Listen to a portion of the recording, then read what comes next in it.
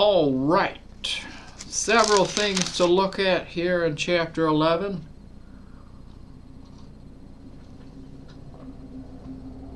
I had an amazing thought like last week, and I thought it was like a checkmate type thought to everything going on, and I lost it.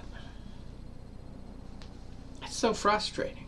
I have bits and pieces of the thought, but I had an overarching thematic center to my thinking, and I lost it.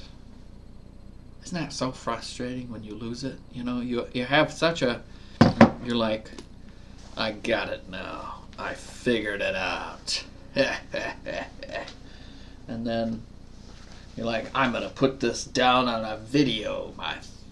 I'm going to write it down or something. And then, like, the next day, you just lose it. I got really depressed last week because it's usually what happens. It's like a chemical imbalance thing.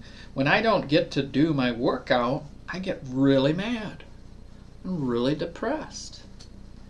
And then I waste money and stuff. Not that much money. Like, not like, you know, like I bought a car or something. No, it's like I get mad over, I'm very cheap. So, you know, it wasn't that much. But anyway, chapter 11. What do we, there are two notes here. Overall, though, he concludes the same way as the other two yo-yos, his friends. He says, evil loses in the end, and Superman always takes the cake, or something. You know, he always wins. Batman always defeats the Joker. There's no chance that Joker would have 7 bombs set up to go off all at the same time, and Batman won't have time to get all of them. Batman always wins. He always has time. He would send Robin to get the other 4 or something. I don't know. Which is not true. Especially in an evil world where an attractive young woman, you know, attractive older lady. I encountered this lady yesterday. I thought she was attractive, but older lady, you know. But you can say, like, I'm getting older. Not that I'm attractive, but you can see somebody and just say, wow, that's an attractive lady, you know. And that's just an embarrassment that somebody like that gets beat up over a coupon. But that's what happened to this lady. It's very sad. She was telling me this story and how she gets seizures now because this lady bashed her head into the safe or something. A lot of that stuff behind the counter is very heavy, like steel type stuff, and then the safe is made out of adamantium or something. I don't even know. So if you bash your head on one of those or clip your finger on it, you know, I'll instantly get cut on the safe. You don't know. So somebody, a coupon Nazi, that's what I call them. I guess I'm not allowed to use that word. Sorry. Strike it. A coupon person of stricter measuring. I don't know. A coupon person was upset that coupon did not function, and this manager lady refused it, and she got beat up over it.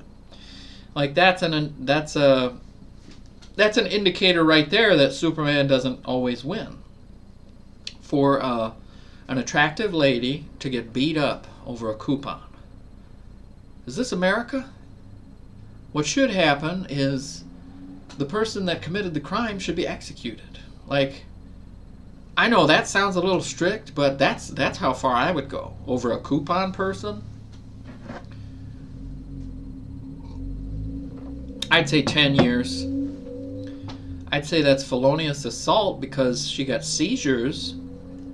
If you had a good lawyer, you could prove that was deadly intent, and she has permanent seizures now for the rest of her life. 10 years in the slammer. I think that's fair. maybe more, maybe 20. Let's make her not functioning member, or put her in the mines. See, now that's communist dictator type thinking, I guess, but nobody should be getting upset over a coupon like that. But people do that all the time. They're like ready to beat me up, you know. They can't though, because they know that I would. Never mind. But anyway, related to what we're saying in chapter 11, how he concludes the same Superman perspective that Superman always wins is not true in real life. An attractive Christian lady gets beat up for no reason. Sickening. Come, Lord Jesus, come. Get us out of this nonsense where these animals exist. That's what I'd say to Zophar. Have you ever worked in retail, Zophar the Namathite? Have you encountered some of the animals that I've dealt with, you piece of garbage? I think you're the same piece of garbage that comes into my store and complains about a $5 coupon not working. You are a piece of garbage. How do you like that? Get away from me. You don't help me at all with my suffering here. I've lost everything and you're complaining about a coupon? Sorry. Zophar, this goes along with that thought that I lost. Zophar is having the same thinking that a lot of legalistic, self-righteous Calvinist Christians have. That everything is fine. You know why they have that perspective? Because they're already very comfortable, you know. They're comfortable in their fortress base home. They're making $500,000 a year. They have a bank account with millions of dollars. They're baby boomers. They have all kinds of money. They've created all kinds of grandchildren that have all kinds of health problems and mental problems and stuff. And then they have trouble getting jobs, or they're not making the same amount of money that they made years and years ago. That's a lowering in the power of buying power. The next generation and then the following generation have less and less buying power. So then they point their finger at their family members, a bunch of old people rotting in a church with millions of dollars, and they point the finger at their family and they say, see, you just didn't tie up your bootstraps, or whatever the phrase is. You gotta buckle up, mister, and work your butt off like I did. It's a completely different world. 50 years ago, you're just some guy in a town and you're like, I need a job. Well, we're hiring people at the mine. You can get in there and make money. Okay, I guess I'll do that. And he does that for 30 years, and he makes a lot of money. And compared to money back then versus now, anyway, they get old and retire, and then they point the finger, why don't you just go to the mine like I did? It's a little harder now when all you're offering me are jobs at McDonald's or something, Why don't you get a degree and do this? Yeah, and then you put us into debt, and then the job disappears because of artificial intelligence. And then you point the finger again. You're all like Zophar.